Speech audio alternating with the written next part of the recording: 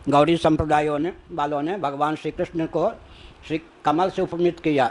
यशोदा ने एक ऐसा कमल को जन्म दिया जो अनाघ्रात पंकज, कमल माने पंख, अनाघ्रात, योगींद्र मुनीन्द्र के मन रूपी मिलिंदों ने भी जिसका कभी आग्रहण न किया हो, अनाघ्रात अनुच्छिष्ट कमल को।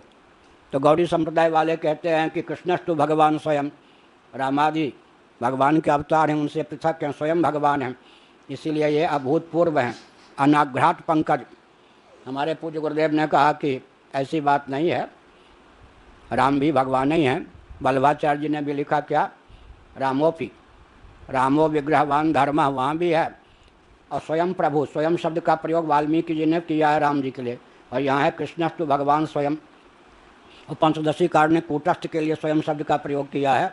तो हमारे पूज्य गुरुदेव ने कहा कि वस्तु स्थिति क्या है, वस्तु स्थिति यह है कि प्रत्यभिज्ञा का विषय भगवान का स्वरूप नहीं होता।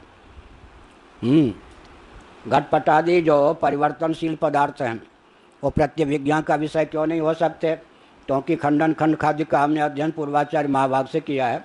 खंडन खंड खाद्य में प्रत्यभिज्ञा को प्रमाण रूप नहीं माना गया, भ्रम है प्रत्यभिज्ञा। तो जो परिवर्तनशील पदार्थ हैं वो तो दूसरे क्षण में परिवर्तित हो जाते हैं।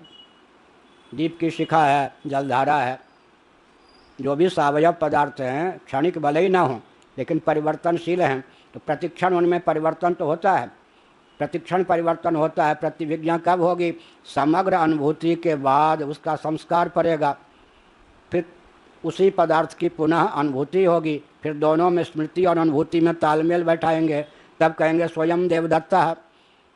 क्या स्वयं देवदत्ता है। अब यहाँ जब घटपटादि क्षणिक पदार्थ हैं तब फिर प्रतिविज्ञा कैसे होगी, उनका समग्र अनुभव हो, फिर स्मरण हो, फिर कालांतर में वही पदार्थ फिर परिलक्षित हों।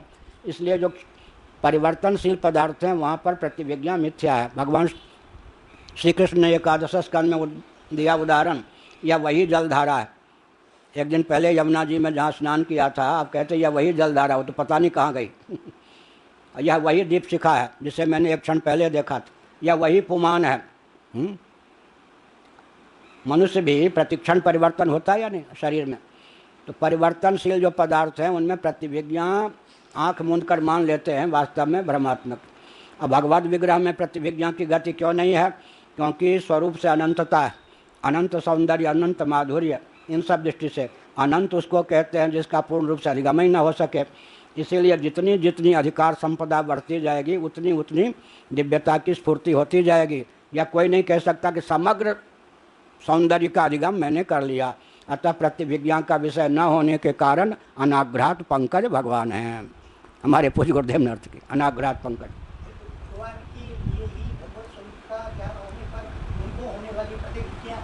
किनको? भगवान जो है ना, बात तो ये है ना, भगवान की सर्वज्ञता दर्शन विभाग में कुंठित नहीं होती। भगवान अनंत हैं तो अपना अंत भगवान पा सकते हैं क्या? यहाँ पर भगवान की जो सर्वज्ञता है वो कुंठित नहीं मानी जाएगी स्वरूप वैभव के बल पर। भगवान अनंत हैं तो अपना अंत भगवान नहीं पाएंगे तो असर्वज्ञ हो जाएंगे। लेकिन चूँकि वहाँ स्वरूप है अनंत, तो अपना स्वरूप जब अनंत है तो भगवान की बुद्धि का भी विषय अनंत स्वरूप कैसे होगा। इसलिए भगवान भी पूर्ण रूप से भगवान को नहीं जानते। लो नहीं, स्वरूप ही कट जाए ना, कितना सौंदर्य, कितना माधुर्य, कितना सौगंध्य, ये सब है ना। या भगवान मान लीजिए सत्यम ज्ञानम अनंतम ब्रह्म, तो अपना ओर छोर भगवान प्राप्त कर लेंगे तो अनंत ही नहीं रहेंगे। यहाँ जो सर्वज्ञता कुंठित हुई वो स्वरूप वैभव के कारण जो सर्वज्ञता कुंठित होती है वो सर्वज्ञता वास्तव में विद्यमान ही रहती है, क्योंकि वहाँ स्वरूप ही आरे पर गया।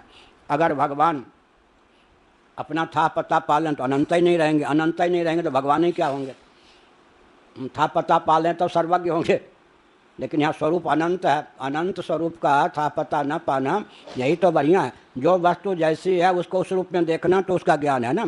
तो भगवान अपनी अनंतता को विषय नहीं बना सकते, ये भी तो सर्वज्ञता है। जैसे हैं भगवान वैसा भगवान अपने को जानते हैं। लो क्या हुआ, प्रत्यक्षानुमानाभ्याम